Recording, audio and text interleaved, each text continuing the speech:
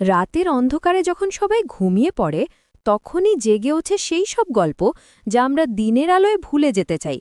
আজকে আমি তোমাদের শোনাবো এমনই একটা ভূতের কাহিনী যা শুনে তোমাদের মেরুদণ্ড দিয়ে ঠান্ডা স্রোত বয়ে যাবে। তো চলো, আজকের এই রাতে আমরা ঢুকে পড়ি এক রহস্যময় জগতে। কিন্তু তার আগে একটা কথা বলি, এই গল্পটা শুনতে শুনতে যদি তোমাদের গা ছমছম করে, তাহলে ভিবো না যে এটা শুধুই কল্পনা। কারণ এই পৃথিবীতে এমন অনেক কিছু আছে যা আমাদের বুদ্ধি আর বিজ্ঞানের বাইরে। আর যারা বলে ভূতপ্রেত বলে কিছু নেই, তারা হয়তো এখনও সেই রহস্যময় জগতের সাথে মুখোমুখি হয়নি। কলকাতার পুরনো অংশে, যেখানে সরু গলিগুলো মাকড়সার জালের মতো জড়িয়ে আছে, সেখানে দাঁড়িয়ে আছে একটা পুরনো বাড়ি। বাড়িটার নাম নীলমণি ভবন। এই বাড়িটা দেখতে যেমন সুন্দর, তেমনি রহস্যময়। তিনতলায় বাড়িটার দেয়ালগুলো যেন হাজারো গল্প বলে। পুরনো লাল ইটের দেয়াল, কাঠের জানালা যেগুলোর রং উঠে গেছে, আর ছাদে সবুজ শ্যাওলা। দেয়ালের গায়ে এখানে ওখানে ফাটল ধরেছে, যেন সময়ের সাথে সাথে বাড়িটাও বুড়িয়ে গেছে। কিন্তু তবুও এর মধ্যে একটা অদ্ভুত আকর্ষণ আছে, যেন বাড়িটা নিজেই কারো কাছে তার গল্প বলতে চায়। বাড়ির গেটে একটা পুরনো তালা ঝুলে থাকে, যা কখনো খোলা হয় না। আর রাতের বেলা বাড়িটার চারপাশে একটা অদ্ভুত নীরবতা নেমে আসে, যেন প্রকৃতিও এই জায়গাটাকে ভয় পায়। স্থানীয়রা এই বাড়িটাকে ভয় পায় কারণ এখানে নাকি এমন কিছু ঘটে যা মানুষের বুদ্ধির বাইরে। পাশের চায়ের দোকানের মালিক হরিদাস বাবু বলেন, ওই বাড়িতে রাতে আলো জ্বলে নিভে, কিন্তু কেউ থাকে না সেখানে। তিনি আরও বলেন যে কয়েকবার তিনি নিজের চোখে দেখেছেন রাত ৩টের সময় চতুর্থ তলার জানালায় একটা ছায়া নড়াচড়া করতে। রিকশাওয়ালারা বলে রাত হলে ওই বাড়ির কাছ দিয়ে যেতে ভয় লাগে, কান্নার আওয়াজ শোনা যায়। তারা আরও বলে যে মাঝে মাঝে বাড়ির ভেতর থেকে একটা মেয়ের গলায় গান শোনা যায়, খুব দুঃখের গান, যেন কেউ তার মনের কষ্ট গানের মাধ্যমে প্রকাশ করছে। এমনকি পুলিশও এই বাড়ির কাছে রাতে পেট্রোলিং করতে চায় না। স্থানীয় থানার একজন কনস্টেবল একবার বলেছিলেন যে ওই বাড়ির কাছে গেলে তার গা ছমছম করে, যেন কেউ তাকে দেখছে। বাড়ির সামনে দিয়ে যাওয়ার সময় মানুষ তাড়াতাড়ি হেঁটে যায়, বিশেষ করে সন্ধ্যার পর কেউ এদিকে আসতে চায় না, কারণ তখন বাড়িটা আরও ভয়ানক দেখায়। চাঁদের আলোয় সেই পুরনো দেয়ালগুলো যেন জীবন্ত হয়ে ওঠে, আর চতুর্থ তালার জানালাগুলো থেকে মাঝে মাঝে অদ্ভুত আলো দেখা যায়, যদিও সেখানে কেউ থাকে না। সেই আলো কখনো নীল, কখনো সাদা, কখনো বা হলুদ, যেন কেউ মোমবাতি জ্বালিয়ে রেখেছে। আশপাশের বাড়ির লোকেরা বলে যে পূর্ণিমার রাতে এই আলো আরও উজ্জ্বল হয়, আর সেই সময় বাড়ির চারপাশে একটা ঠান্ডা হাওয়া বয়। এমনকি গ্রীষ্মকালেও সেই হাওয়া বরফের মতো ঠান্ডা লাগে, আর সেই হাওয়ার সাথে একটা অদ্ভুত গন্ধ আসে, যেন পুরনো ফুলের গন্ধ, কিন্তু সেই গন্ধে একটা দুঃখের ছোঁয়া আছে। কিন্তু আমাদের গল্পের নায়ক অর্জুন, সে তো এসব কুসংস্কারে বিশ্বাস করে না। সেই একজন সফল সফটওয়্যার ইঞ্জিনিয়ার, যুক্তিবাদী মানুষ, বয়স মাত্র ২৮, কিন্তু বুদ্ধি বিবেচনায় অনেক পরিপক্ক। তার মতে ভূত প্রেত সব বাজে কথা।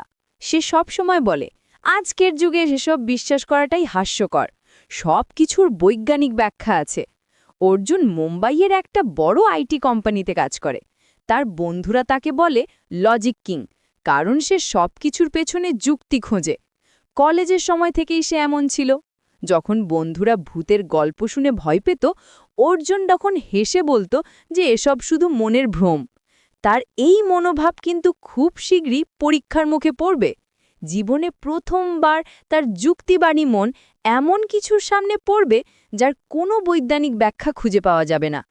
অর্জুনের কোম্পানি তাকে একটা বড় প্রজেক্টের জন্য কলকাতায় পাঠিয়েছিল।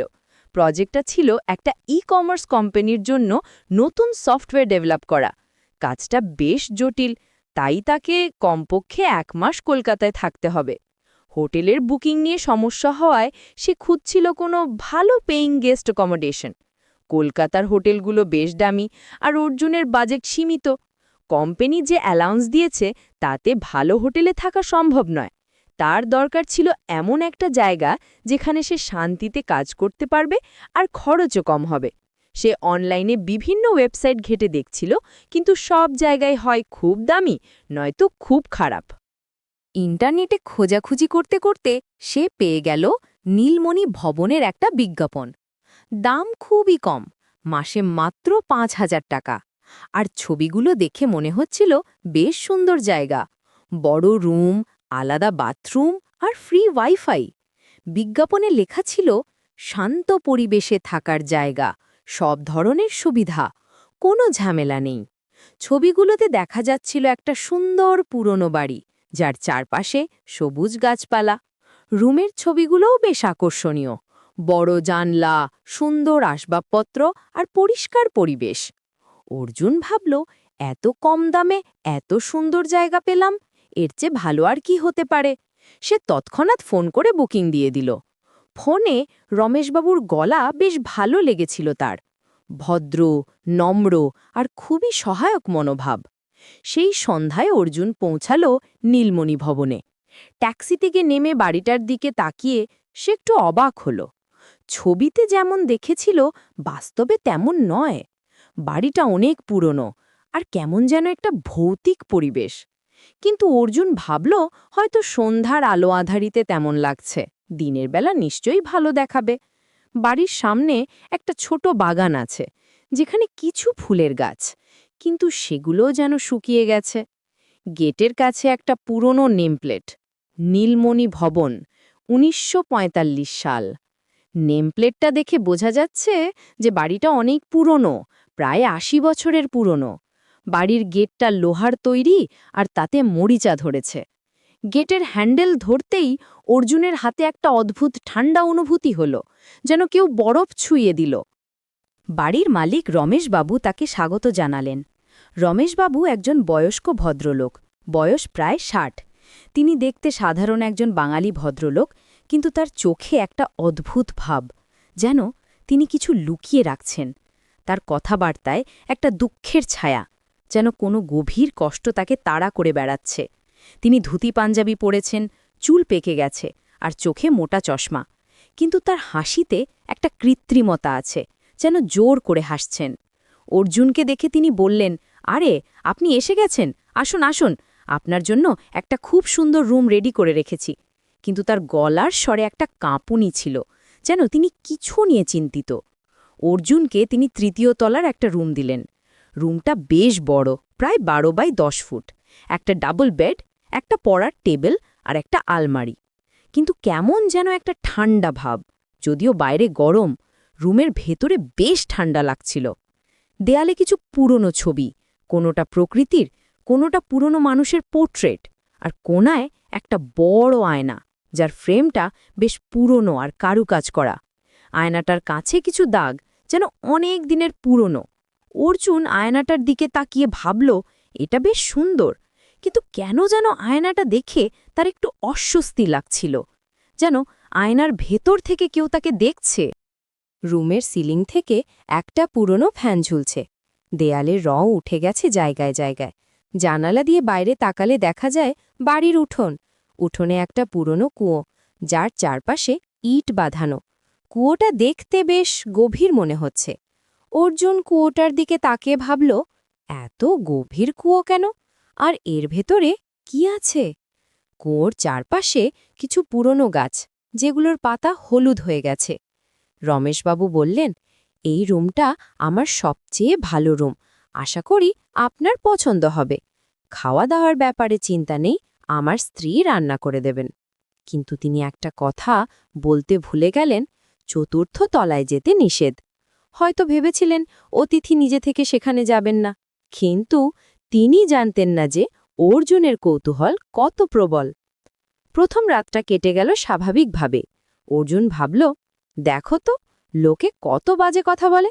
রাতে ভালো ঘুম হলো, সকালে উঠে ফ্রেশ হয়ে অফিসে চলে গেল, কাজে মন দিল, সহকর্মীদের সাথে আড্ডা দিল, সবকিছু একদম স্বাভাবিক। সন্ধ্যায় ফিরে এসে রমেশবাবুর স্ত্রীর রান্না করা খাবার খেল। খাবারটাও বেশ ভালো, মাছের ঝোল, ভাত আর আলু ভাজা। রমেশবাবুর স্ত্রী সুমিত্র দেবী একজন শান্ত স্বভাবের মহিলা। তিনি খুব কম কথা বলেন, কিন্তু রান্নায় বেশ দক্ষ। অর্জুন খেতে খেতে ভাবল, এত ভালো জায়গা পেয়েছি, আর লোকে বলে ভূতের বাড়ি। কিন্তু দ্বিতীয় রাতে শুরু হলো আসল খেলা। রাত প্রায় 2টার সময় অর্জুনের ঘুম ভেঙে গেল একটা অদ্ভুত শব্দে। প্রথমে মনে হলো হয়তো কোনো বিড়াল বা ইঁদুর, কিন্তু শব্দটা আরও স্পষ্ট হতে লাগল। মনে হচ্ছিল কেউ যেন ওপরের তলায় হাঁটাহাঁটি করছে, ধপধপ করে পায়ের আওয়াজ। কিন্তু রমেশবাবু তো বলেছিলেন যে চতুর্থ তলায় কেউ থাকে না, সেটা বন্ধ। পায়ের শব্দটা নিয়মিত, যেন কেউ একই জায়গায় বারবার হাঁটছে। আর সেই হাঁটার ধরনটা অদ্ভুত, যেন কেউ খুব ধীরে ধীরে সাবধানে হাঁটছে। অর্জুন কান খাড়া করে শুনতে লাগল। শব্দটা আসছে ঠিক তার মাথার ওপর থেকে। অর্জুন প্রথমে ভাবল হয়তো রমেশবাবু কোনো কারণে ওপরে গেছেন, কিন্তু পায়ের শব্দটা যেন খুব হালকা, যেন কেউ খুব সাবধানে হাঁটছে। আর মাঝে মাঝে একটা অদ্ভুত শব্দ, যেন কেউ কাঁদছে, খুব মৃদু কিন্তু স্পষ্ট। সেই কান্নার শব্দে একটা গভীর দুঃখ আছে, যেন কেউ অনেক কষ্টে আছে। অর্জুনের গা ছমছম করতে লাগল। সে নিজেকে বোঝানোর চেষ্টা করল যে এটা নিশ্চয়ই কোনো প্রাকৃতিক কারণ, হয়তো বাতাসের শব্দ বা পুরনো বাড়ির কাঠের আওয়াজ। কিন্তু কান্নার শব্দটা এত স্পষ্ট যে তাকে মানতেই হলো যে এটা কোনো মানুষের কান্না। অর্জুন উঠে জানালার কাছে গেল। বাইরে পূর্ণিমার চাঁদ, আর সেই আলোয় দেখা যাচ্ছে বাড়ির উঠোন। উঠোনটা বেশ বড়, আর মাঝখানে একটা পুরনো কুয়ো। চাঁদের আলোয় সব কিছু যেন রূপালি রঙে ঢেকে গেছে। কুয়োর চারপাশে কিছু ছায়া নড়াচড়া করছে, যেন কেউ সেখানে হাঁটাহাঁটি করছে। হঠাৎ তার নজর পড়ল চতুর্থ তলার জানালায়। সেখানে একটা ছায়া নড়ছে, একটা মানুষের মতো আকৃতি, কিন্তু খুবই অস্পষ্ট। ছায়াটা যেন জানালার কাছে দাঁড়িয়ে বাইরে তাকিয়ে আছে, আর সেই ছায়ার চারপাশে একটা নীলাভ আলো, যেন চাঁদের আলো নয়, অন্য কিছু। অর্জুনের গলা শুকিয়ে গেল। সে চোখ কচলে আমার তাকালো, হয়তো তার ভুল দেখা। কিন্তু না, সেই ছায়া স্পষ্টভাবেই নড়াচড়া করছে, যেন কেউ জানালার কাছে দাঁড়িয়ে বাইরে তাকিয়ে আছে। অর্জুনের হার্টবিট বেড়ে গেল। সে নিজেকে বোঝানোর চেষ্টা করল যে এটা নিশ্চয়ই কোনো প্রাকৃতিক ঘটনা, হয়তো গাছের ছায়া বা চাঁদের আলোর খেলা। কিন্তু বাড়ির চারপাশে তেমন বড় কোনো গাছ নেই যার ছায়া চতুর্থ তলা পর্যন্ত পৌঁছতে পারে। আর সেই ছায়াটা এত স্পষ্ট যে মনে হচ্ছে কোনো মানুষ দাঁড়িয়ে আছে। হঠাৎ সেই ছায়াটা নড়ে উঠল, যেন সে অর্জুনকে দেখতে পেয়েছে। অর্জুন দ্রুত জানালা থেকে সরে এলো। পরের দিন সকালে অর্জুন রমেশবাবুকে জিজ্ঞেস করল চতুর্থ তলার ব্যাপারে। রমেশবাবু, গতকাল রাতে উপরের তলায় কেউ গিয়েছিলেন? আমি কিছু শব্দ শুনেছি। রমেশবাবুর মুখ ফ্যাকাশে হয়ে গেল। তিনি চায়ের কাপ নামিয়ে রাখলেন। তার হাত কাঁপছিল সামান্য। না না, ওই তলায় কেউ যায় না। ওখানে ওখানে কিছু সমস্যা আছে। তার গলার স্বর এত কাঁপছিল যে অর্জুন বুঝতে পারল তিনি কিছু লোকাচ্ছেন। কি ধরনের সমস্যা? অর্জুন আরও জানতে চাইল। রমেশবাবু অস্বস্তিতে পড়লেন। তিনি এদিক ওদিক তাকাতে লাগলেন। আসলে ওই তলাটা অনেক দিন ধরে বন্ধ, সিলিং লিক করে, আর কিছু অন্যান্য সমস্যা। তার গলার স্বর কাঁপছিল, যেন তিনি সত্যিটা বলতে পারছেন না। তিনি আরও বললেন, আপনি ওসব নিয়ে মাথা ঘামাবেন না, আপনার রুমে তো কোনো সমস্যা নেই। অর্জুন আরও জানতে চাইলে রমেশবাবু বিষয়টা এড়িয়ে গেলেন। আপনি ওসব নিয়ে ভাবেন না, আপনার রুমে কোনো সমস্যা হচ্ছে তো? তিনি তাড়াতাড়ি বিষয় পাল্টানোর চেষ্টা করলেন, কিন্তু তার চোখের ভিতর এক ভয় লুকিয়েছিল, যা অর্জুন এক নজরে